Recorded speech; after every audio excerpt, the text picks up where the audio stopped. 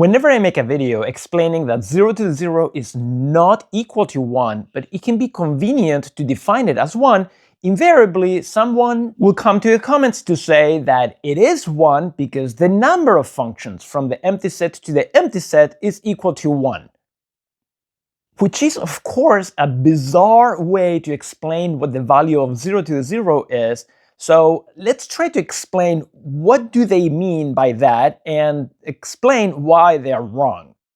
Suppose that we have two sets, A and B. A has A elements, B has B elements, and we want to count all the functions from B to A. How many are there? For any element x in B, there are A choices for the image y of x. Therefore, the total number of functions will be A times A times A times A, and I have to multiply A as many times as there are elements in B, so it is A to the B. And then their argument is that you can interpret 0 to the 0 as the number of functions from the empty set to the empty set. So how many such functions are there? So what is a function from the empty set to the empty set? Your intuition may tell you that there are none. And we will come back to this intuition. So to explain what is a function from the empty set to the empty set, we need to know what is a function. A function from the set B to the set A is defined to be a subset of the Cartesian product of B and A, such that if B is in B, then there is a unique A in A such that the pair B, A is an element of the set S. So in other words, every element of B has an image and only one image in A. So what are the possibilities for functions from the empty set to the empty set? Those would be subsets of the Cartesian product of the empty set with itself, which is the empty set. So there is only one possibility, and that is that S is the empty set. But is that a function? And it turns out that the empty set does satisfy the condition of function, because it says the condition was if there is a B in B, then there is an image. But since there is nothing in the empty set, that is trivially satisfied, and the empty set is a function. And therefore, the number of functions from the empty set to the empty set is 1. And then they say that 0 to 0 is 1, right?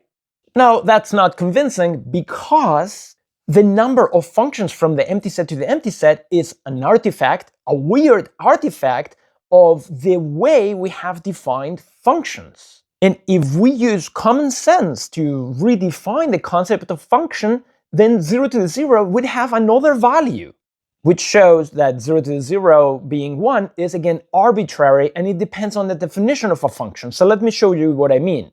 Here's my new definition of function. A function will be a subset of the Cartesian product of B and A such that 1, as before, if B is in B, then there is a unique A in A such that the pair B, A is in S.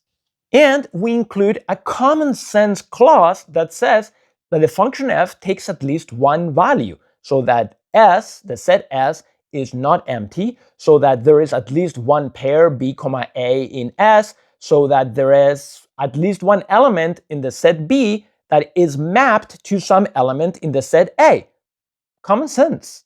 And with this definition, the number of functions from the empty set to the empty set is 0, which is actually very sensical that there would be no maps whatsoever from the empty set to the empty set. And then these would say that 0 to the 0 is actually 0 if we were going to use set theory and the definition of function in this sensical way. But then they have this clever comeback saying that, oh, but if you define functions that way, then you break everything, because then the number of functions from the empty set to A will be A to the 0, and A to the 0 will be 0 for any A. And my comeback is that that is not my problem, that is still your problem. I'm not saying that A to the B should be defined as any number of functions. All I'm saying is that your definition of 0 to the 0 depends on one arbitrary definition of function. And if I pick another definition of function, I get other values for 0 to the 0. A different comment is that they say, well, that is a very bad choice of function, because your new definition of function means that set is no longer a category. And what I say to that is, first of all, do you ever hear yourself that you are trying to define 0 to the 0 to be 1 because otherwise set will not be a category? And this very pedantic complaint about categories is also nonsense because it depends on a definition of category, which is arbitrary, and we could also change. The problem here is that under my definition of function, there would be no identity morphism from the empty set to the empty set that satisfies some properties. But if you look at the properties that identity morphism has to satisfy, is that whenever I have a morphism, so a map from a set to the empty set or from the empty set to a set, then the identity has to have some properties. But under my definition of function, there is no single morphism, there is no single function from a set to the empty set or from the empty set to a set. So it's not a problem.